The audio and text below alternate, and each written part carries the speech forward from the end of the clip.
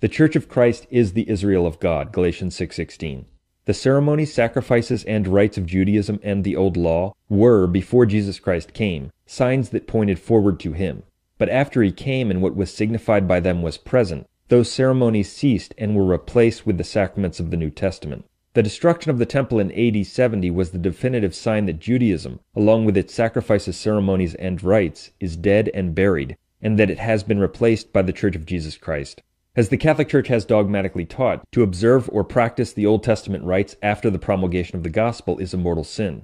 St. Thomas Aquinas correctly explained that the ceremonies of the Old Law signified that people were looking forward to the coming of the Messiah.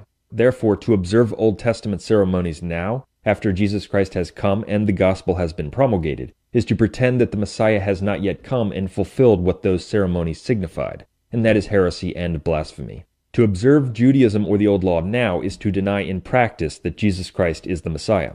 That's why it's gravely sinful to practice Judaism or observe the ceremonies of the Old Law now after the promulgation of the gospel. It's also why any rebuilt temple dedicated to such defunct rites would not be the temple of God.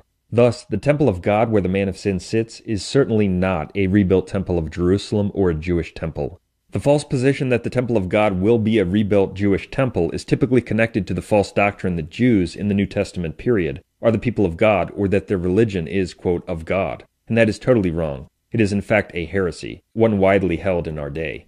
But the Bible is very clear. True Christians, not unbelieving Jews, are Israel and the people of God.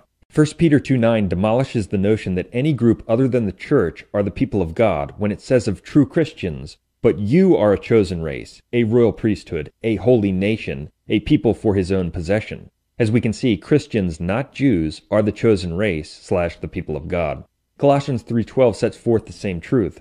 In fact, every time the term chosen is used in the New Testament, it refers to Jesus Christ or to Christians. It never refers to Jews or to a specific physical race. God's chosen people are not those who have physically descended from Abraham or joined themselves to those physical descendants, but rather those who have been spiritually regenerated in Christ and maintain his true faith. Galatians 3:16 informs us that the promises were made to Abraham and to his seed, and that Abraham's seed is not many but one, that is, Jesus Christ.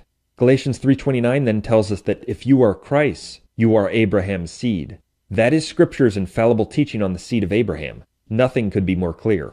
This is also why in Acts 3:23, St. Peter, speaking of Jesus Christ, true God and true man, says, "And it shall be that every soul who does not listen to that prophet shall be completely cut off from the people." The Bible teaches that Jews who don't accept Jesus Christ are completely cut off from the people of God. Thus, any house or temple they would construct would not be the temple of God.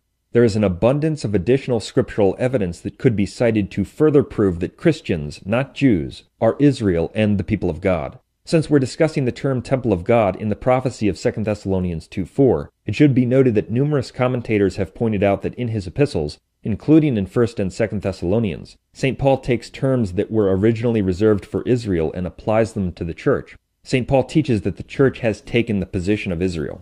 Many passages prove that those outside of Jesus Christ and his church are not of God. They are not Israel, and they have no part with him. They need to be converted to the true faith of Christ to be part of the Israel of God. Hence, any non-Christian or Jewish temple built in Jerusalem, including one that purports to be a restoration of the ancient temple, would not be the temple of God. It would just be another temple of the devil dedicated to a false religion.